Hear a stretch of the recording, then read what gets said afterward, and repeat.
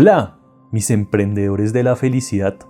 Sean todos bienvenidos a una nueva edición de ebookis.com. Hace muchos años, en mis épocas de juventud, asistía con frecuencia a diversos estudios bíblicos. Dentro de ellos, el que más me llamaba la atención era el libro del Apocalipsis, o el libro de las Revelaciones, como también se le conoce. Posiblemente, esto se debía a que era el más críptico de todos. Un libro enigmático y fascinante que pintaba una imagen dantesca del final de los tiempos. Era prácticamente imposible no sentirse atraído hacia sus contenidos. Aunque todos los libros de la Biblia son difíciles de interpretar, este en particular es de lejos el más complicado. Muchas preguntas surgen en relación al Apocalipsis. Por ejemplo, ¿es una descripción del final de la humanidad? ¿Estamos empezando a vivir este desenlace? ¿Estamos en medio de esta catástrofe? ¿Nos queda poco tiempo de vida o acaso sencillamente marca el final de una era y el comienzo de otra? Todo esto lo analizaremos en este video. Las condiciones del mundo parecen apoyar la tesis de que estamos en medio del apocalipsis. Solo basta mirar las noticias para darnos cuenta de que la vida se torna cada vez más difícil. Las cosas se ponen gradualmente color de hormiga. Asesinatos, pandemias, guerras, crisis económicas, escasez de recursos, problemas ecológicos, aumento de la pobreza, etc. Es como si todos estuvieran caminando hacia un final poco feliz. La pregunta es, ¿realmente el Apocalipsis predice el fin del mundo? Para intentar contestar este interrogante, primero debemos analizar los contenidos de esta fascinante obra. Veamos un poco su historia. Como ya lo mencioné, el libro del Apocalipsis también se conoce como el libro de las Revelaciones. En efecto, la palabra Apocalipsis viene del latín apocalipsis y del griego apocalipsis, y significa revelación. El libro fue escrito por Juan durante su destierro en la isla de Patmos, en el mar Egeo. Mucha gente confunde a este Juan con el apóstol. Sin embargo, el autor nunca se identificó a sí mismo con esta denominación. Simplemente se hizo llamar Juan. La Iglesia Católica le atribuyó la autoría del libro al apóstol Juan, y por eso lo incluyeron en el canon de la Biblia. Pero esto no se puede probar a ciencia cierta. La única certeza es que el autor es tan enigmático como sus contenidos.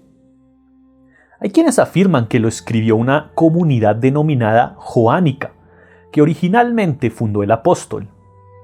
Sea como sea, el texto fue escrito a finales del siglo I o a principios del siglo II. Ahora bien, hay que tener en cuenta el contexto histórico del Apocalipsis. Recordemos que durante el siglo después de la muerte de Jesús, los cristianos fueron vilmente perseguidos por los romanos. No es de extrañar que muchas de las cosas que se dicen en el Apocalipsis hagan referencia al malvado imperio romano, pues era el verdugo de los primeros seguidores de Cristo. Los estudiosos dicen que hay 4 interpretaciones que se pueden hacer del Apocalipsis. En primer lugar, tenemos la interpretación preterista, según la cual los eventos narrados simplemente ocurrieron durante ese primer siglo. La segunda interpretación es la idealista, la cual establece que el Apocalipsis es apenas una alegoría de la lucha entre el bien y el mal, una lucha en esencia de índole espiritual.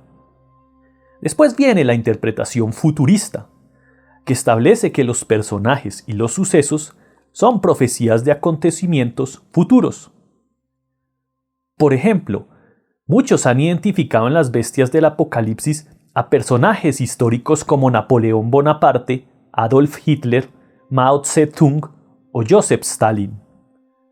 Finalmente, tenemos la interpretación historicista. Esta asegura que el Apocalipsis es, nada más y nada menos, la culminación del plan de Dios. Como es apenas de esperar, es muy difícil saber cuál interpretación es la correcta. En mi humilde opinión, todas son verdaderas, o, por lo menos, todas tienen algo de verdad. Dejando de lado esta cuestión, analicemos ahora la estructura del texto, la cual es supremamente importante si queremos entender lo que allí se nos narra. La estructura del Apocalipsis se puede dividir en 4 grandes partes. En primer lugar, tenemos una introducción y unas cartas dirigidas a las diferentes iglesias. La segunda parte habla del Cordero, los 7 sellos, las 7 trompetas y las 7 copas. La tercera parte trata del combate con el gran dragón. Y finalmente, la cuarta parte hace una descripción de la Nueva Jerusalén. Según los expertos, el Cordero viene representando la figura de Jesucristo, quien juega un papel preponderante en la narrativa del Apocalipsis. Después del Cordero viene la sección de los 7 sellos. ¿Qué significado tienen? Ya lo veremos. Los primeros 4 sellos describen los famosos jinetes del Apocalipsis, portadores de numerosas plagas para la humanidad. El primer jinete es el caballo negro y simboliza el hambre. El segundo jinete es el caballo rojo y simboliza la guerra. El tercer jinete es el caballo pálido y simboliza la muerte. Y el último jinete es el caballo blanco y simboliza la conquista. Muchos asocian la figura del caballo blanco con el anticristo. Este es un personaje disfrazado de oveja, pero que en realidad es un lobo voraz. Un individuo que promete paz y armonía, pero cuya verdadera intención es engañar y dominar al mundo. El anticristo es la antítesis de Cristo, es decir, mientras Jesús proclama amor y compasión, el anticristo promueve odio y destrucción. Durante los últimos 2000 años, la humanidad ha estado plagada de guerras, hambrunas, muertes y conquistas. Desde este punto de vista, las plagas que profetizan estos jinetes han resultado verídicas. El quinto sello simboliza la tortura y persecución de quienes ponen su fe en Cristo. En otras palabras, son los mártires que han sido asesinados a través de la historia, gracias a sus creencias religiosas. El sexto sello habla de un terremoto devastador. Allí se describe cómo el sol se vuelve negro y la luna se vuelve roja, y cómo las montañas son retiradas de su lugar. Puede que esto haga referencia a un tremendo terremoto o algún otro desastre natural que ocurrirá durante un eclipse. Si los 6 sellos hablan de cosas horribles, espera que hablemos del séptimo sello, pues este probablemente sea el peor de todos. En efecto, el séptimo sello se divide en 7 trompetas o calamidades. La séptima trompeta a su vez se divide en 7 copas, es decir, este séptimo sello incluye la nada despreciable cifra de 49 terribles catástrofes y castigos. Veamos brevemente de qué trata cada una. La primera trompeta causa granizo y fuego, y destruye mucha vida vegetal. Seguramente se trate de la explosión de un volcán o supervolcán, que arrasará con gran parte de la vida en este planeta. La segunda trompeta simboliza la caída de un gran meteorito, uno que se precipita en el mar, creando obviamente una increíble ola de muerte y devastación. La tercera trompeta también parece ser un meteorito, solo que esta vez cae sobre los lagos y los ríos, en lugar del mar. La cuarta trompeta ocasiona que el sol y la luna se oscurezcan. Estos eclipses pueden marcar el comienzo de todas las cosas macabras que vienen a continuación. En efecto, la quinta trompeta habla de una plaga de langostas que atacan y torturan a la humanidad. Posiblemente se trate de una hambruna a nivel global. Esto sería apenas lógico de esperar si con anterioridad ha explotado algún supervolcán y o han caído meteoritos sobre la Tierra. La sexta trompeta libera un ejército de demonios que mata a 1/3 de la humanidad. ¿Tal vez una lucha con alienígenas perversos? La séptima trompeta da paso a 7 ángeles con 7 copas. 7 copas que traerán aún más desgracias para la pobre y afligida humanidad, como si toda la paliza anterior no hubiera sido suficiente. Veamos el contenido de estas 7 copas. La primera copa causa úlceras malignas. ¿Tal vez alguna enfermedad misteriosa? ¿Otra pandemia global? La segunda copa provoca la muerte de todo ser viviente en el mar. ¿Quizá algún derrame de petróleo? ¿Acaso la contaminación finalmente aniquilará toda la vida marina?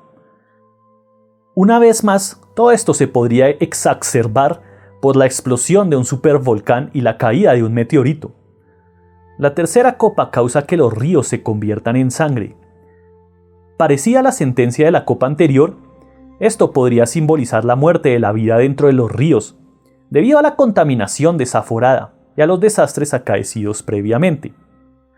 La cuarta copa parece hacer referencia una vez más al Sol. Dice que el calor del astro rey se intensificará a tal grado que terminará por quemar y rostizar a la humanidad, causando gran dolor y miseria.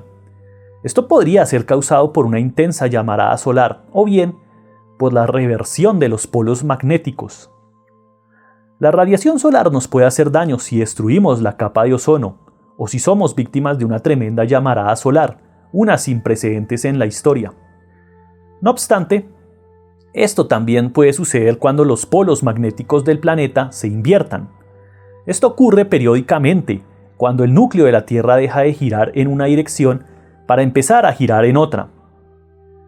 Cuando los polos se invierten, la Tierra ya no cuenta con la protección de su campo electromagnético, de modo que la radiación puede entrar libremente a nuestra atmósfera. Si esta entra sin protección, podríamos sufrir tremendas quemaduras y enfermedades, y por si fuera poco, nuestra tecnología podría experimentar grandes problemas e inconvenientes.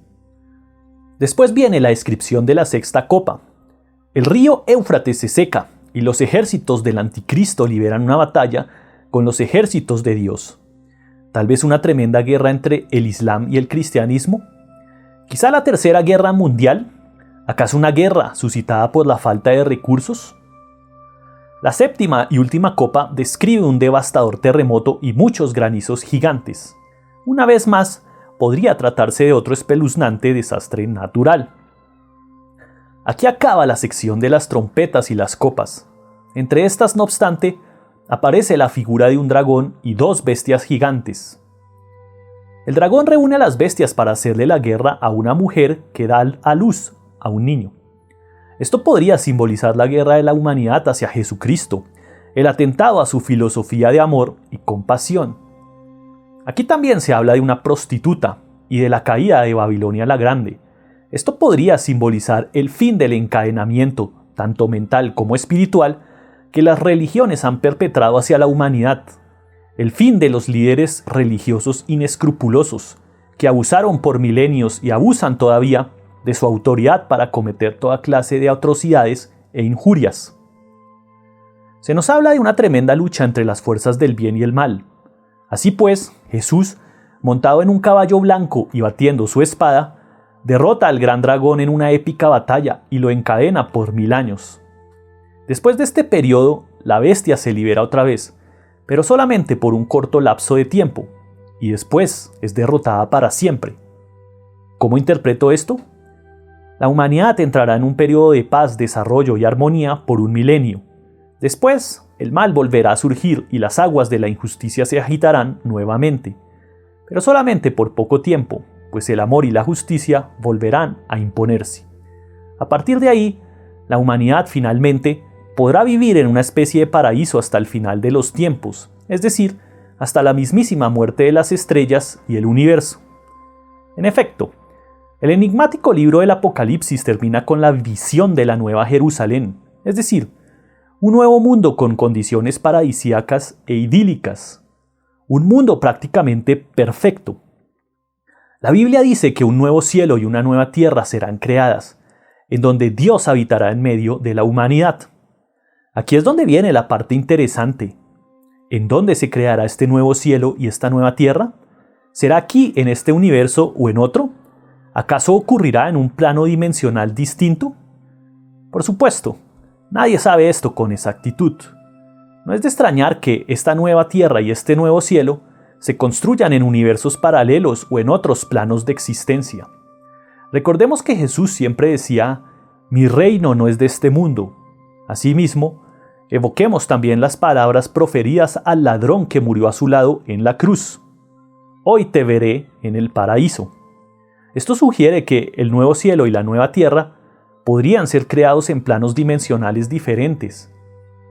Sea como sea, la humanidad entrará en una nueva era de paz, amor y armonía, una época paradisíaca con condiciones parecidas a las del jardín del Edén.